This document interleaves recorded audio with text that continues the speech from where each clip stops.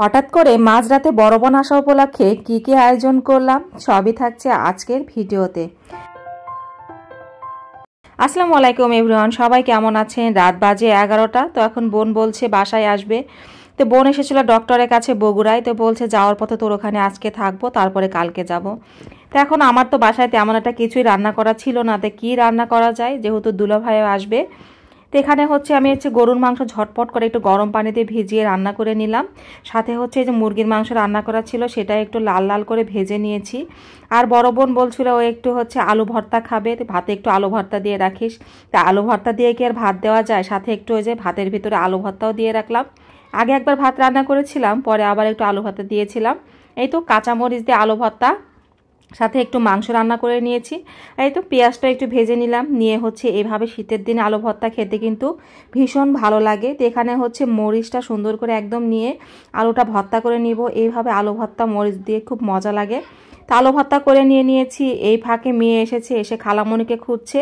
মেয়েও ঘুম এসে গিয়েছিল, ঘুম থেকে আবার উঠে পড়েছে। তার খালামণি এসেছে বলে সে বলছে খামিনি কোথায়, খামনি কোথায়? তো বললাম খামনি দেখো অন্য ঘরে আছে। সে এসে আমার কাছে খুঁজছে। তার খামনির জন্য সে একদম পাগল, যেহেতু তার মেজো খালামণিকে সে অনেক ভালোবাসে।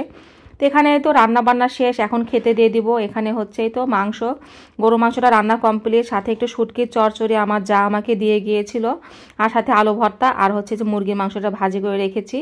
তো সকালবেলা ঘুম থেকে উঠে আর দেখাইনি কি রান্না করে, রাতে খাওয়া দাওয়া শেষ করে, যেহেতু অনেক রাত হয়ে গেছে আর ভিডিওটা করতেও পারিনি। তো সকালবেলা সবার জন্য যে মাংস তরকারিটা ছিল, অর্ধেক তো খাইনি আর বাকি অর্ধেক ছিল।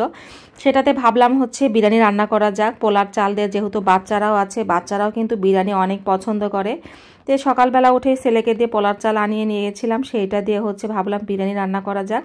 তো এখানে একটু কাঁচামরিচ সাথে অ্যাড করেছি। আর যেহেতু মাংস তরকারিটা কালকে রাতে অনেকগুলো ছিলই, তো ওইটা দিয়ে এখন সকালবেলার খাবার নাস্তা হিসেবে বিরিয়ানি রান্না করে নিলাম।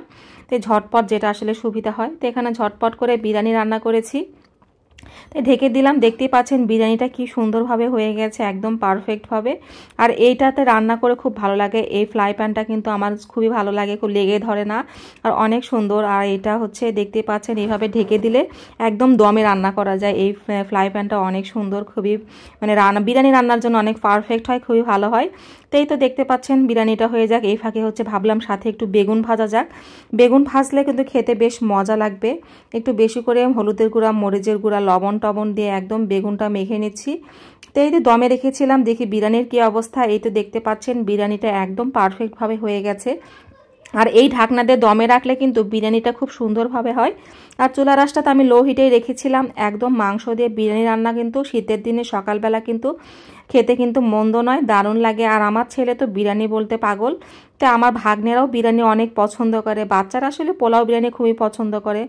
তাই তো সাথে বিরিয়ানিটা দেখতে পাচ্ছেন হয়ে গেছে। আর এখন একটু বেগুনটা ভেজে নিই। কড়াই একটু তেল ঢেলে দিলাম, দিয়ে এখন আস্তে আস্তে সবগুলো বেগুন ভেজে নিব। যেহেতু অনেকজনই আছে বাসায়, আমার আবার চাচাতো বোন এসেছে, সবাই মিলে খাওয়া দাওয়া হবে। কারো চেহারা আসলে দেখাতে পারিনি ভিডিওতে, আসলে সবাই তো অনেক সময় ক্যামেরার সামনে আসতে চায় না। তো অনেকে হয়তো জিজ্ঞেস করেন কোথায় মেহমান এসেছে, মেহমানকে দেখালেন না। তো আসলে সবাই তো ক্যামেরার সামনে আসতে চায় না, এটা আপনাদেরকে বুঝতে হবে। এখানে শাঁসা, শসা, সালাদ সব কিছু আলাদাভাবে কেটে নিয়েছি। দুপুরবেলা ভাবলাম একটু চুলায় রান্না করা যাক।